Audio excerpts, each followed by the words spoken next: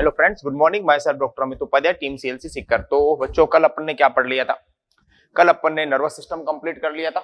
आज अपन बात करेंगे रिसेप्टर्स की। नर्वस सिस्टम के बाद में अगला टॉपिक जो आ गया वो कौन सा आ गया? रिसेप्टर की बात करेंगे अपन। और रिसेप्टर में आपके सिलेबस में दो है, एक तो ईयर है और एक आई है। तो यहां पर जो लिखा हुआ है, सबसे पहले मैंने कौन सा लिखा है? ईयर, जिसको अपन कहते हैं फोनो रिसेप्टर। क्या कहते हैं? फोनो रिसेप्टर। कान की बात कर रहा हूं मैं, कान जो सुनने का ऑर्गन है, फोन वाला, तो फोनो रिसेप्टर हो गया। या इसका पूरा नाम तो ये नहीं है, प्रॉपर नाम है इसका स्टेटो ऑकस्टिक ऑर्गन। क्या नाम है इसका? स्टेटो ऑकस्टिक ऑर्गन कहते हैं इसको। ऐसा क्यों कहते हैं? स्टेटो का मतलब है बैलेंस बनाना, यानी कान का प्राथमिक कार्य क्या है? वो है बैलेंस बनाना। ऑकस्टिक का मतलब होता है सुनना, जिसको अपन कहते हैं हियरिंग, यानी ये काम हो गया किसका? सुनने का। तो ध्यान रखिए, बैलेंस बनाना प्राइमरी फंक्शन है,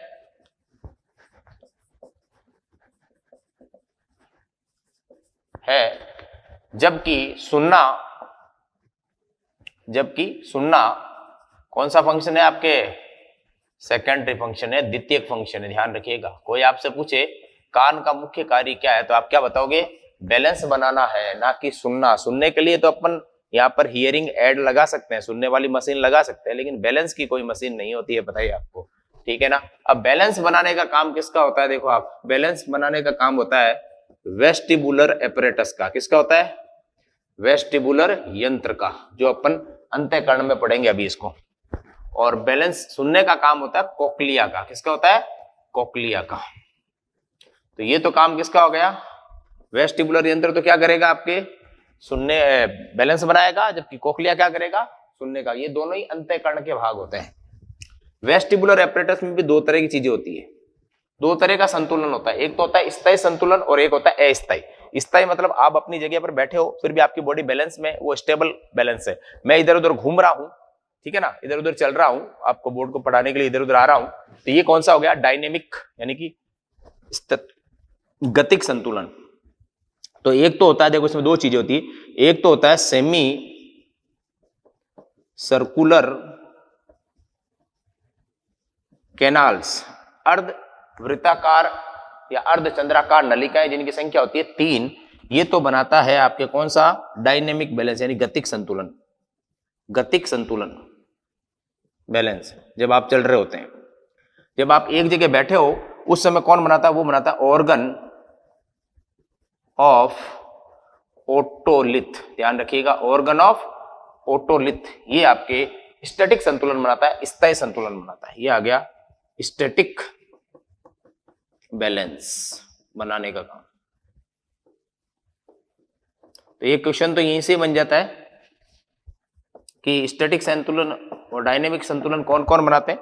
तो ध्यान रखना, सेमी सर्कुलर कैनाल तो बनाती है डायनेमिक, और ऑर्गन ऑफ कोर्टी बनाता है आपके स्टैटिक संतुलन। ठीक है, और कोक्लिया काम करता है सुनने का। कोक्लिया में पाई जाती है विशेष संरचना, जिसका नाम है ऑर्गन ऑफ कोर्टी। क्या पाई जाती है? ऑर्गन ऑफ कोर्टी, कोर्टी का अंग में ये मुख्य संरचना होती है। और सेमी सर्कुलर के अंदर संवेदी संरचना कौन सी होती है? उसका नाम है क्रिस्टा। क्या नाम है? क्रिस्टा। और इसके अंदर ऑर्गन ऑफ ओटोलिथ के अंदर होती है, उसका नाम है मैक्यूला। क्या नाम है? मैक्यूला। तो तीनों के अंदर तीन प्रकार की संवेदी संरचनाएं होती है। देखो आप, कौन कौन सी? वेस्टिबुलर यंत्र में दो तरह की होती है, एक तो होता है सेमी सर्कुलर कैनाल, एक होता है ऑर्गन ऑफ कोर्टी। दो भाग होंगे। ये डायनेमिक बैलेंस बनाएगा, उसके अंदर पार्ट संवेदी संरचना कौन सी है? क्रिस्टा। ये एक प्रकार क्या है? संवेदी संरचना। ध्यान रखना, क्लियर। और इधर कौन है? मैक्यूला। ये भी क्या है? संवेदी संरचना। और सुनने में कौन हेल्प करता है? कोर्टिक अंग। ये भी क्या है? संवेदी संरचना। यानी सबके अंदर अलग अलग कार्य है, तो संरचनाएं भी संवेदी क्या है? अलग अलग। तो आप ये फटाफट लिखिए, फिर अपन आगे की बात करते हैं, कुछ बेसिक पॉइंट्स की। लिखिए फटाफट।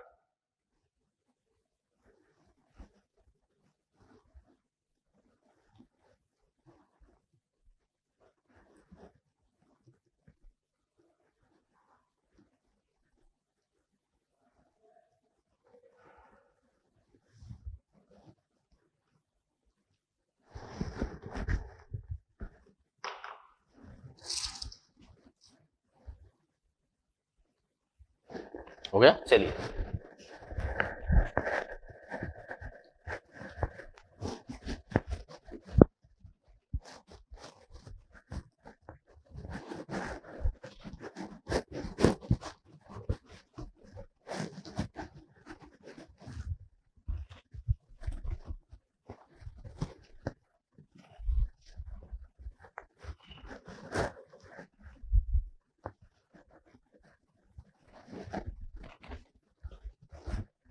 चलिए अब कुछ पॉइंट लिखिए।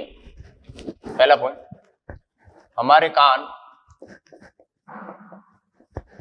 20 हर्ट्ज से लेकर 20 किलो हर्ट्ज तक की फ्रीक्वेंसी यानी तीव्रता को सुन सकते हैं। यानी तीव्रता को नापने की इकाई क्या है? फ्रीक्वेंसी, जो हर्ट्ज में होती है। ध्यान रखना 20 से 20 किलो हर्ट्ज है। कहीं कहीं बुक में ये लिखा था 20 हर्ट्ज से लेकर 20,000 हर्ट्ज, मैंने यहां पर क्या लगा दिया? Kilo hertz. ध्यान रखिएगा। क्लियर? अगली बात,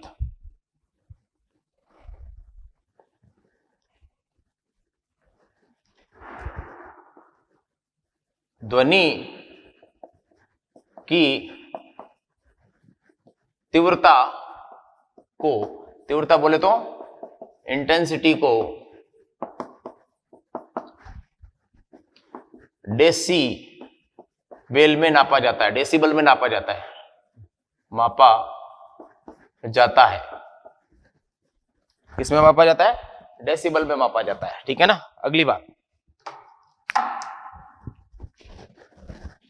इसको अपन शॉर्ट में लिखते हैं डी स्मॉल और बी बड़ा, डेसीबल में। नेक्स्ट, सामान्य बातचीत के दौरान, सामान्य बातचीत के दौरान, जब अपन बातचीत करते दौरान 40 to 60 डेसिबल की ध्वनि उत्पन्न करते हैं। अगला पॉइंट, यदि ध्वनि की इंटेंसिटी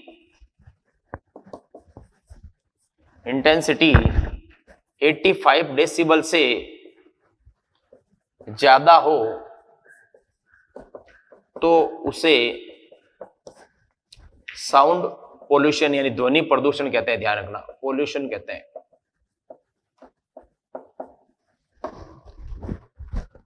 हमारे कान 85 डेसिबल तक की साउंड को यानी ध्वनि को आसानी से सुन सकते हैं। ध्यान रखिएगा, ये कुछ पॉइंट्स है जो आपको याद रखने हैं। क्लियर? इंटेंसिटी और फ्रीक्वेंसी दोनों अलग अलग हैं। चलिए साहब आगे बढ़ते हैं। हमारे कान एक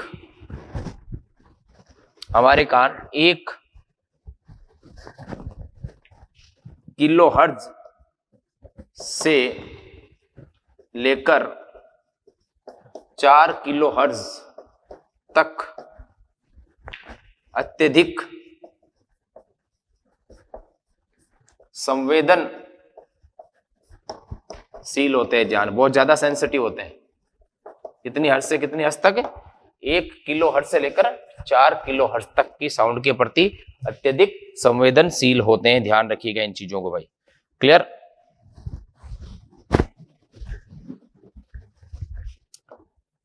एटी 85 डेसिबल से ऊपर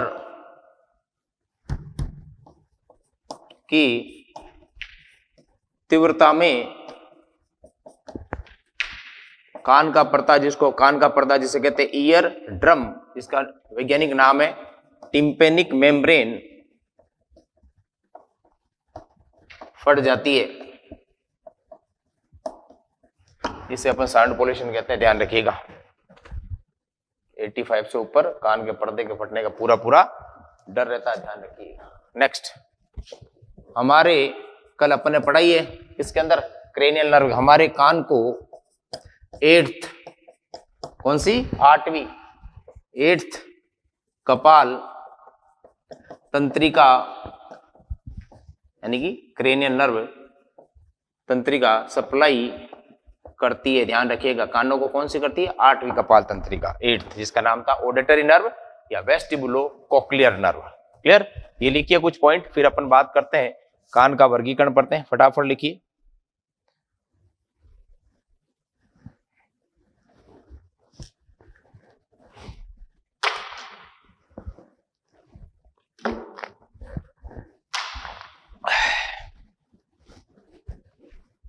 हो गया?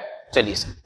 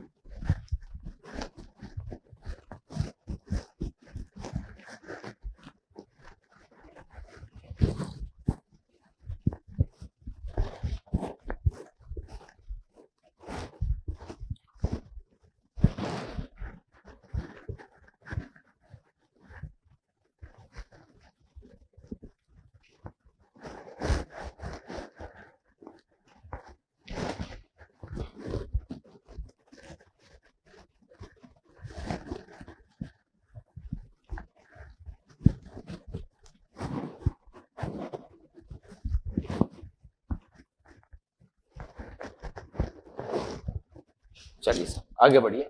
नेक्स्ट लगाइए, ईयर का वर्गीकरण यानी कि क्लासिफिकेशन। और क्लासिफिकेशन ही हम कौन सा कर रहे हैं? एनसीईआरटी में लिखा हुआ है एनाटॉमिकल। कौन सा? एनाटॉमिकल। एनाटॉमी का मतलब होता है कान की आंतरिक संरचना के आधार पर कर रहे हैं हम, फिजियोलॉजिकल नहीं कर रहे हैं। कान को एनसीईआरटी ने एनाटॉमी के बेस पर 3 भागों में बांटा है बुक में।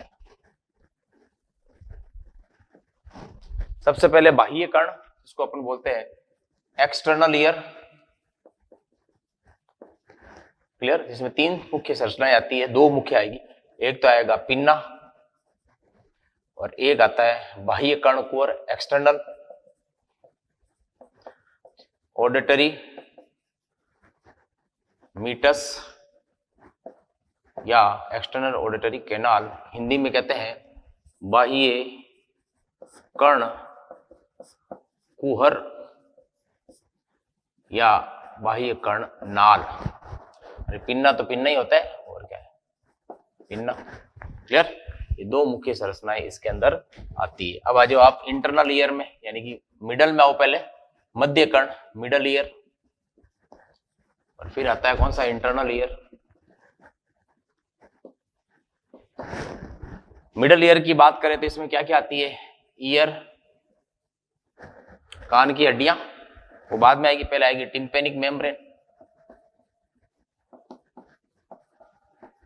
टिम्पेनिक मेम्ब्रेन कान का पर्दा। दूसरी आती है ईयर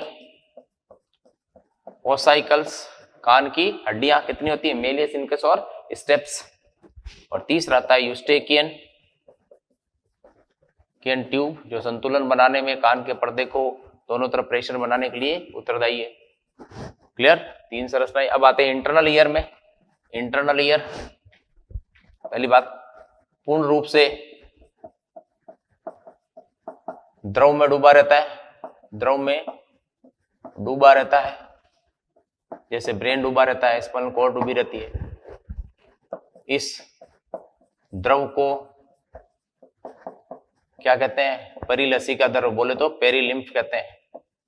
परिलसिका द्रव या पेरिलिम्फ कहते हैं। इसमें कौन कौन से भाग होते हैं? 2 आते हैं। एक तो आता है बैलेंस बनाने वाला वेस्टिबुलर एपरेटस, या बोलते हैं वेस्टिबुलर यंत्र। दूसरा आता है बैलेंस बनाने वाला, सुनने वाला कौन? कोक्लिया। ये क्या बनाएगा? वेस्टिबुलर। ये तो बनाएगा बैलेंस, ये पढ़ेंगे आगे अपन। और ये हियरिंग यानी सुनने का काम करेगा।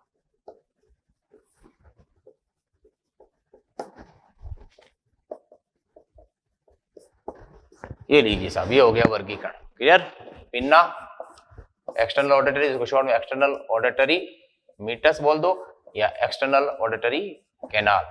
क्लियर? इसके 2 भाग हो गए, इसके 3 भाग हो गए और इसके भी 2 भाग हो गए। चलिए साहब, ये लीजिए, ये हो गए आपके कौन सी क्लासिफिकेशन ऑफ ईयर। अब आप सबसे पहले लगाइए, कौन सा पढ़ेंगे अपन? External ear. लगाइए फटाफट।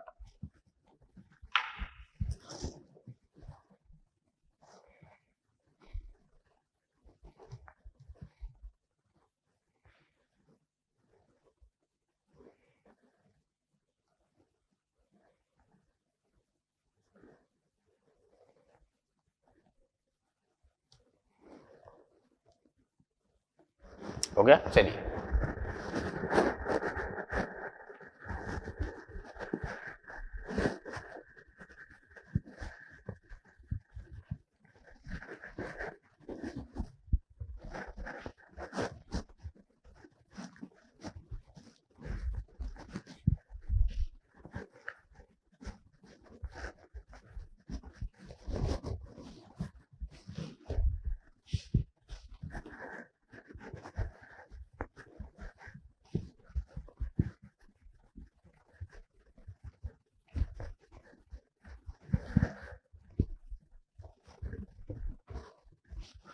चलिए साहब, अब लगाइए एक्सटर्नल ईयर।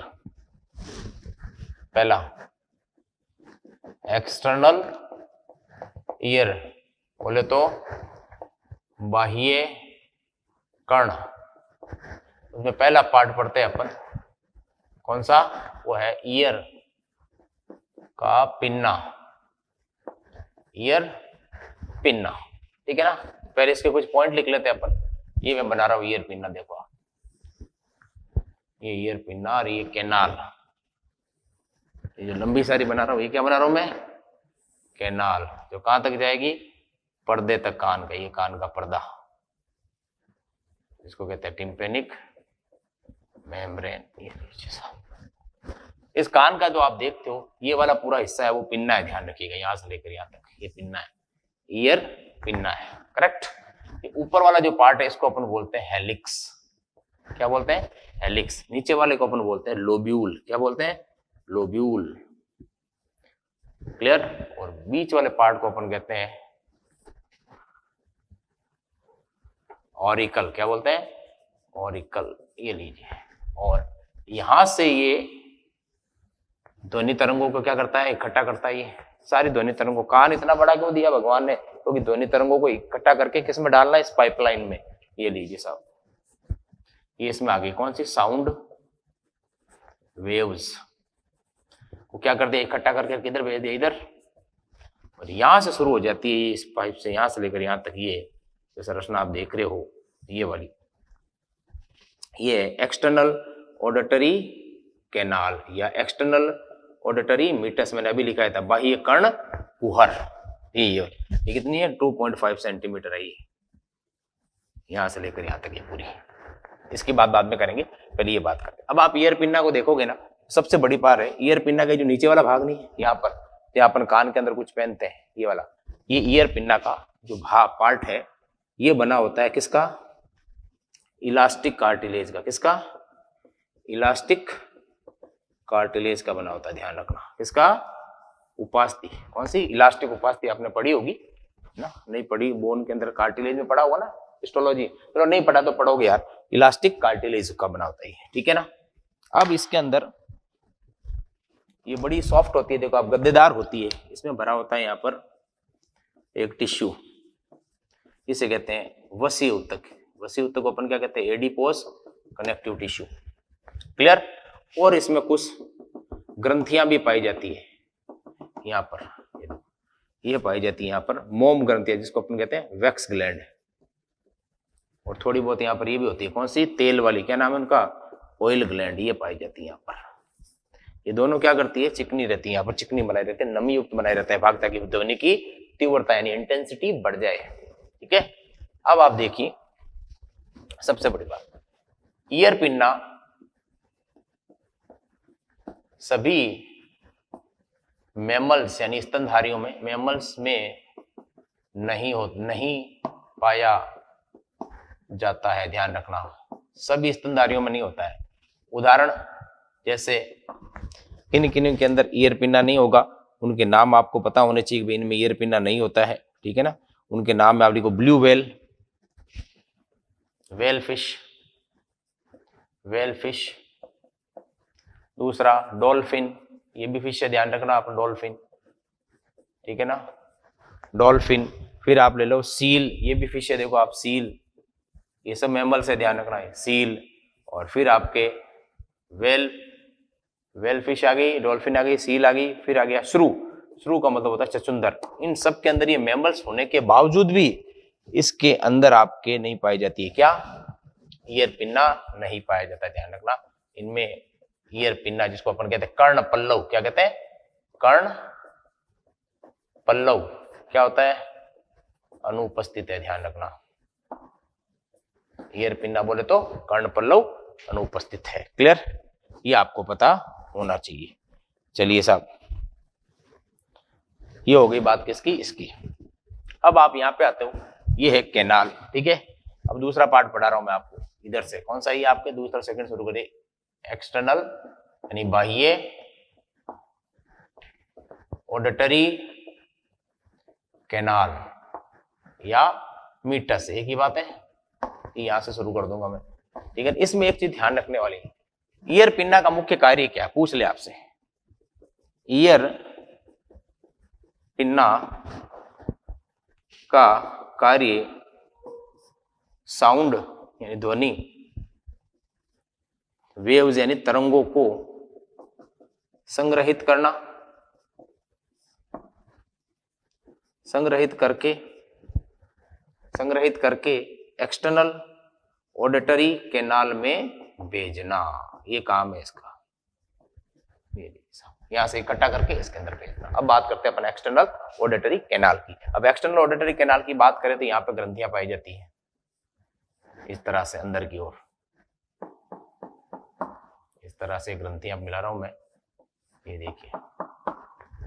क्लियर, इन ग्रंथियों को अपन कहते हैं वैक्स ग्लैंड, क्या कहते हैं, मोम ग्रंथियां, क्या कहते हैं, मोम या वैक्स ग्लैंड, या बोलते हैं इसको सीरोमीनस, सीरोमीनस ग्लैंड,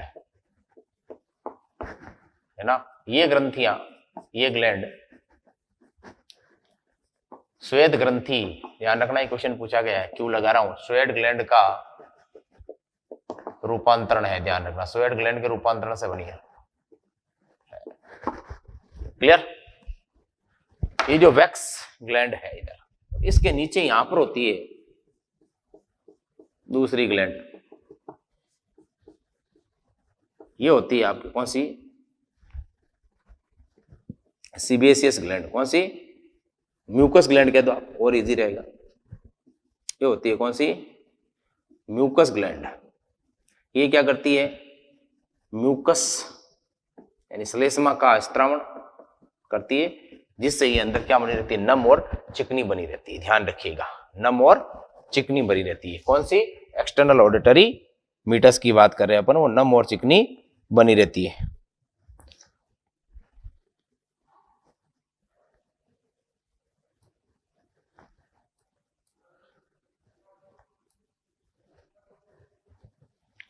तो ये आपको पता होना चाहिए कि इसका मुख्य कार्य क्या होता है, किस तरह से बनी होती है, ठीक है ना।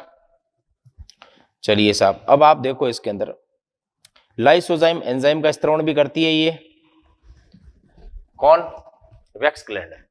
वैक्स ग्लैंड किस किस का स्त्रावण करती है, लाइसोजाइम एंजाइम का सीक्रेशन करना, जो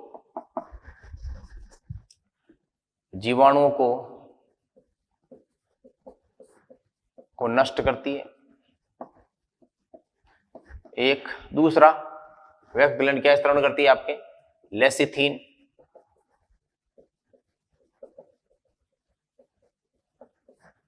जो लेसिथीन का स्त्रावण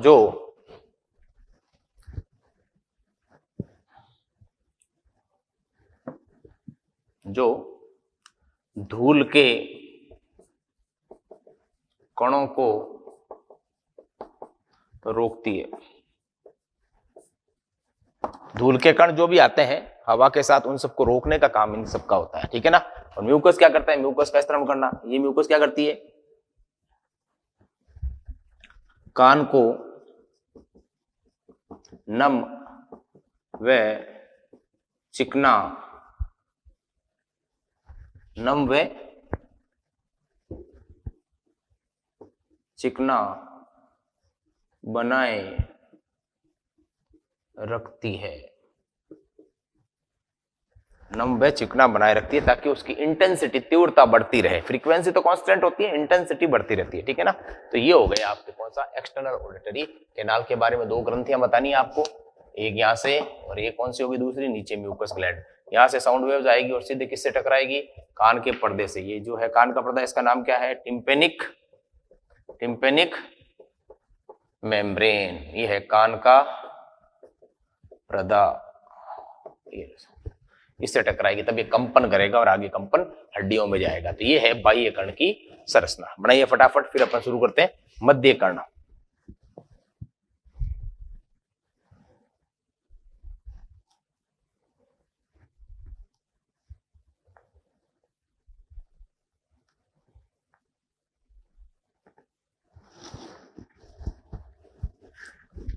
जल्दी कीजिए।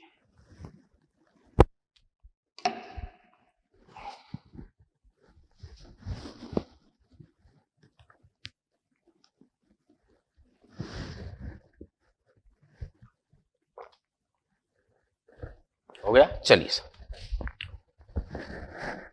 हेडिंग लगाइए मध्य कर्ण।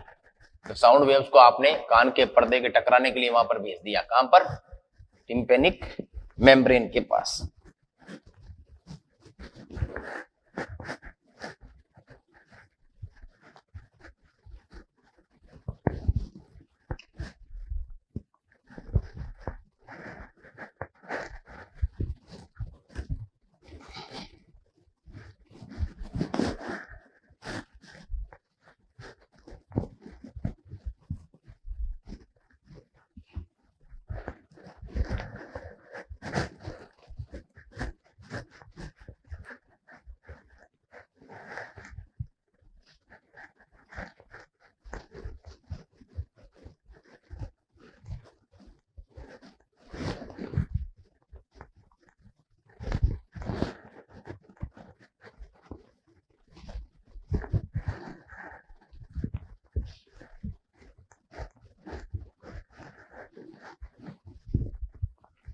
चलिए साहब हेडिंग लगाइए, कौन सा, मिडल ईयर।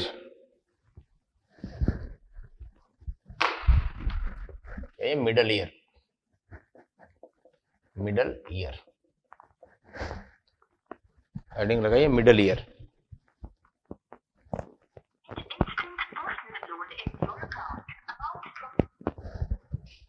मिडल ईयर यानी मध्य कर्ण।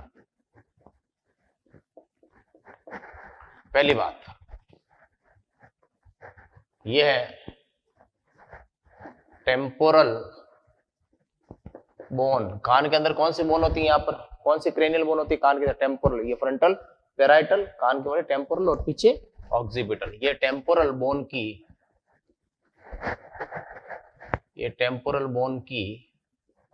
टिम्पेनिक बुल्ला या पिट्रस कैविटी यानी ये गुहा होती है, 10वां भाग होता है इस हड्डी का, उसमें स्थित रहता है। ये कैविटी में स्थित होता है। सही बात है। चलिए साहब आगे बढ़िए। मिडल यानी मध्य, ईयर यानी कर्ण में द्रव यानी फ्लूइड नहीं पाया जाता है। ध्यान रखना भाई, पाया जाता है, कोई द्रव नहीं होता है। द्रव केवल इंटरनल ईयर में होता है और कहीं पर भी नहीं मिलेगा आपको। चलिए साहब नेक्स्ट, इंटरनल ईयर में आपको फ्लूइड मिलेगा, एक्सटर्नल और मिडल में कोई फ्लूइड नहीं है। ध्यान रखिए, पिट्रस से ध्यान रखना, PETRO OUS, ऐसे ध्यान रखिए पिट्रस के। चलिए अब मिडल के अंदर अपन सबसे पहले बात करते हैं किसकी, पहला पॉइंट है वो है टिम्पेनिक मेम्ब्रेन, कान का पर्दा, टिम्पेनिक मेम्ब्रेन, या बोलते हैं कान का पर्दे क्या बोलते हैं, ईयर ड्रम। सही बात है। तो सबसे पहले ईयर ड्रम की संरचना बनाते हैं अपन। ये लीजिए साहब, ये कान का पर्दा, ये एक्सटर्नल ऑडिटरी कैनाल, ये आ गई एक्सटर्नल ऑडिटरी कैनाल, यहां से आएगी साउंड वेव्स, बिल्कुल सही बात है आपकी। ये लीजिए आएगी, ये आ गई साउंड वेव्स, किससे टकराएगी, ये सारी क्या आ रही है, साउंड वेव्स, ध्वनि तरंगे, आई मीन टू से साउंड वेव्स, ध्वनि तरंगे आकर किससे टकराएगी, कान के पर्दे से, किससे, ईयर ड्रम से। अब इसकी संरचना देखते हैं। कान का पर्दा ये बीच का पार्ट है, देखो अभी सेंटर पॉइंट है ना, इस सेंटर पॉइंट से एक हड्डी जुड़ी होती है, इस हड्डी का नाम है, कौन सी हड्डी नाम है ये, मेलियस। क्या नाम है इसका, हड्डी का नाम क्या है, मेलियस। 3 हड्डियां होती है ना कान में, भूल गए क्या, मेलियस, मेलियस बोन, जो किससे जुड़ती है, कान के पर्दे से। अब कान के पर्दे का जो बाह्य भाग है, इधर देखना ध्यान से, कान के पर्दे का बाह्य भाग और एक होता है आंतरिक भाग, ये आ गया बाह्य भाग, टिम्पेनिक मेम्ब्रेन का कौन सा, बाह्य भाग, संयोजी ऊतक तथा स्किन यानी त्वचा का बना होता है, ध्यान रखना, बना होता है। पूछा जाता है ये किसका बना होता है, किसका बना हुआ ये, बाह्य संयोजी ऊतक, ये मैंने संयोजी ऊतक बना दिया, देख लो, ये लीजिए, क्लियर। अब मैं बना रहा हूं यहां पर पर्दा, ये कान का पर्दा है, ये लीजिए बना दिया मैंने ये पर्दा, ऐसा लग रहा है ड्रम है कोई ढोल बजाने वाला, है ना, ये पर्दा। इस पर्दे को क्या कहते हैं अपन, टिम्पेनिक, बोलो, टिम्पेनिक मेम्ब्रेन, या कान का पर्दे क्या बोलते हैं, ईयर ड्रम, क्लियर। अब जो आंतरिक भाग है, यहां पर इस कान के पर्दे को, झिल्ली को खींचकर कौन रखता है, कान के पर्दे की झिल्ली को इस तरह से खींचकर रखता है, बीच में मसल होती है एक, भाई झिल्ली है, डोल के ऊपर जो पर्दा है उसको खींच के तो रखना पड़ेगा ना, इसको खींच के कौन रखता है, ये तो हड्डी आ गई इधर, ठीक है ना। कान की पर्दे को क्या कहते हैं अपन, टिम्पेनिक मेम्ब्रेन को खींचकर रखने वाली मसल का नाम क्या नाम है, टेंसर, टिम्पेनी मसल है, क्या नाम है, टेंसर, टेंसर यानी टेंशन देना, तनाव देना, टिम्पेनिक मतलब किसको, टिम्पेनिक मेम्ब्रेन को, मसल मतलब पेशी है, ये खींच के रखती है इसको, ठीक है। अगली बात, ये तो होगा बाह्य भाग। अगर आंतरिक भाग की बात करूं, आंतरिक भाग यानी कि इंटरनल, आंतरिक भाग केवल म्यूकस मेम्ब्रेन का बना होता है, किसका बना होता है, म्यूकस मेम्ब्रेन यानी कि श्लेष्मा झिल्ली का बना होता है, श्लेष्मा झिल्ली, मेम्ब्रेन यानी झिल्ली का बना होता है, ध्यान रखना। ये लीजिए साहब,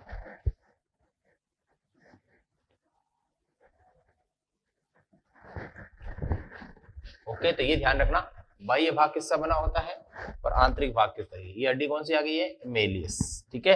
ये टिम्पेनिक मेम्ब्रेन आ गई इधर, ये लीजिए साहब, और यहाँ पर कौन सी मसल है, देख लो, टेंसर टिम्पेनी मसल, ये साउंड आएगी, टकराएगी, ये क्या करेगा, कंपन करेगा, ठीक है। ये नोट कीजिए फटाफट आप, टिम्पेनिक मेम्ब्रेन की संरचना लिखिए फटाफट भाई।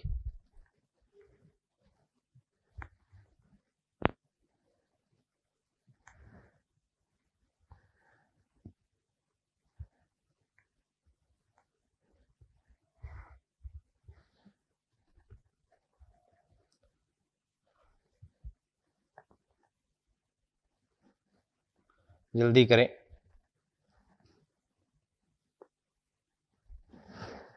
हो गया। चलिए अब अपन पढ़ते हैं मिडल ईयर की दूसरी संरचना, जिसका नाम है, क्या नाम है, कान की हड्डियां।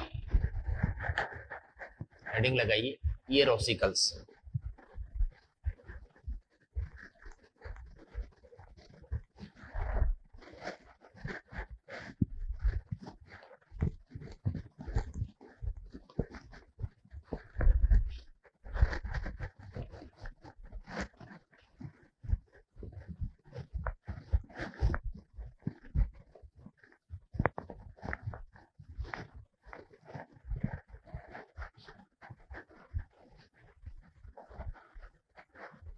चलिए साहब,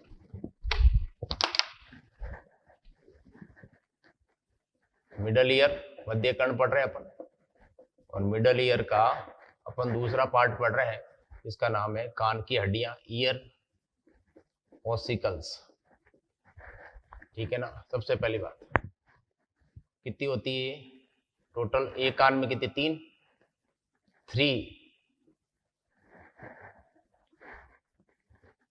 3 इन 1 ईयर, टोटल कितनी हो गई, 6 हो गई। मेलियस, इनकस एंड तीसरी कौन सी होती है, स्टेप्स। 3 ही होती है, मेलियस, इनकस और स्टेप्स। और जब आपने सर ने आपको लोकोमोशन और मूवमेंट वाला चैप्टर पढ़ाया होगा, उसके अंदर ये सारी चीजें कवर कर ली होगी आई होप, कि मेलियस, इनकस, स्टेप्स ये होती है, इनकी हड्डियों की शेप कैसी होती है, उनका रूपांतरण कौन सी हड्डियों से हुआ है ना, जॉइंट कौन से होते हैं, ये सारी चीजें आपको ऑलरेडी बता दी होगी। मुझे सिर्फ इतना ही बताना है, मेलियस, इनकस और स्टेप्स, है ना। और जो आपके स्टेप्स होती है वो सबसे अपनी बॉडी की सबसे कौन सी बोन है, स्मॉलेस्ट बोन है, और सबसे लॉन्गेस्ट बोन जो है आपने पढ़ी होगी फीमर होती है। ठीक है। अब आप देखिए 3 हड्डियां हैं, इनका कार्य क्या है। ईयर ओसाइकल्स का मुख्य कार्य साउंड यानी ध्वनि का, साउंड का आवर्धीकरण यानी एम्प्लीफिकेशन करना होता है। ध्वनि का एम्प्लीफिकेशन करना होता है, जिसके कारण ध्वनि की यानी साउंड की तीव्रता यानी इंटेंसिटी बढ़ जाती है। परंतु ये ध्यान रखें आप, आवृत्ति, इसको आप बोलते हो इंग्लिश में फ्रीक्वेंसी, इसको हर्ट्ज में मापते हैं, फ्रीक्वेंसी सदैव कांस्टेंट रहती है। ध्यान रखना, फ्रीक्वेंसी कभी चेंज नहीं होगी, जब तक बोलने वाला बंदा श्रोता चेंज नहीं होगा, फ्रीक्वेंसी चेंज नहीं होगी, कांस्टेंट रहती है।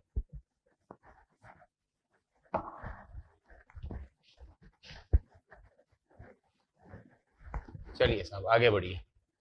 अब अपन बात करते हैं इन हड्डियों की संरचना के बारे में। तो अपन बात कर रहे हैं इसकी कि जो ईयर और साइकिल है टोटल 3 होती है, और इनका मुख्य कार्य जो होता है वो साउंड का एम्प्लीफिकेशन करना होता है। ठीक है।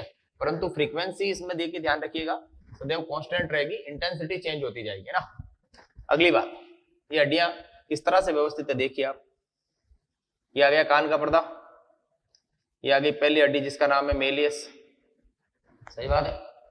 फिर दूसरी हड्डी यहां से निकली, यहां पर आई, इसका नाम हो गया कौन सा, इनकस। ये होगी मेलियस जो कान के पर्दे से जुड़ी हुई है, बीच वाली इनकस, यहां तक ये इनकस आ गई।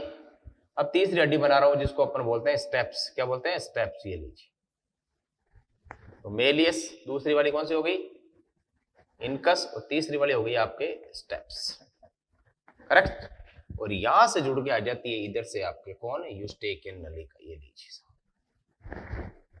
मेलियस इधर वाली है जो कान के पर्दे से जुड़ी है, वो मेलियस है। बीच वाली यहाँ पर जॉइंट है, ये यहाँ पर जॉइंट है, पता है आपको, यहाँ पर हिंज जॉइंट होता है, कब्जा संधि, यहाँ पर बॉल एंड सॉकेट जॉइंट होता है इन दोनों के बीच में, ये आपको पता ही है, आपने पढ़ाई है उसके अंदर। ये आ गई स्टेप्स। अब आप देखो इससे जुड़ जाता है अंत्यकर्ण। कौन जुड़ जाता है आगे आकर, अंत्यकर्ण। ये अंत्यकर्ण है पूरा, ये पूरा अंत्यकर्ण आ गया। ये आ गया इंटरनल ईयर, क्लियर। और इंटरनल ईयर में जो स्टेपिस बोन है, देख रहे हैं ना आप, स्टेप्स बोन, यहाँ पर एक रंध्र है जो है अंडाकार खिड़की, इसको अपन क्या बोलते हैं, अंडाकार खिड़की, यानी कि इंग्लिश में बोलेंगे अपन राउंड विंडो। अंडाकार को राउंड तो नहीं बोल सकते, अपन बोलेंगे ओवल विंडो। क्या बोलेंगे, ओवल विंडो। या ग्रीक भाषा में इसको बोलते हैं फेनेस्ट्रा। फेनेस्ट्रा का मतलब होता है रंध्र, फेनेस्ट्रा ओवेलिस। क्या नाम है, फेनेस्ट्रा ओवेलिस, क्लियर। इससे साउंड वेव्स कहां जाएगी, कान के अंत्यकर्ण में चली जाएगी। ठीक है, यहां से आई साउंड, इधर गई और अंत्यकर्ण में चली गई। यहां पर एक खिड़की और होती है जिसमें जो एक्स्ट्रा साउंड वेव होती है, अतिरिक्त ध्वनि तरंगे, वो वापस इधर आ जाती है। ये क्या है, नीचे वाली ट्यूब, इसका नाम अपन ने क्या लिखा था अभी, यूस्टेकियन ट्यूब। ये आ गई यूस्टेकियन ट्यूब। इधर से यहाँ पर भी देखो गोलाकार खिड़की, इसे कहते हैं राउंड विंडो। क्या कहते हैं, राउंड विंडो, और इसको मेडिकल में बोलते हैं फेनेस्ट्रा, फेनेस्ट्रा रोटंडस। क्या बोलते हैं? फेनेस्ट्रा रोटंडस। क्लियर? ये है फेनेस्ट्रा रोटंडस, ये है ओवल, यानी ये हो गई कौन सी? गोलाकार खिड़की। तो ध्यान रखिएगा, अंडाकार खिड़की तो इसके पास में, और गोलाकार खिड़की नीचे की ओर है। और ये है यूस्टेकियन ट्यूब, जिसके अंदर अतिरिक्त ध्वनि तरंगे वो इधर आ जाएगी। ये अपन करेंगे कल। तो ये आपके हैं 3 हड्डियां, मेलियस, इनकस और स्टेप्स। कान के पर्दे से कौन जुड़ी होती है आपको पता ही है। टिम्पैनिक मेम्ब्रेन से कौन सी जुड़ी होती है? टिम्पैनिक मेम्ब्रेन से जुड़ी होती है कौन सी जुड़ी होती है? देख लो आप, मेलियस। और अंत्यकण से कौन सी जुड़ी होती है? स्टेपीज या स्टेप्स। ओके गाइस, कल अपन बात करेंगे यूस्टेकियन ट्यूब की और इंटरनल ईयर शुरू करेंगे अपन कल, ठीक है? तो मिलते हैं कल आपसे वापस। Until, you take care of yourself. Thank you, bye bye.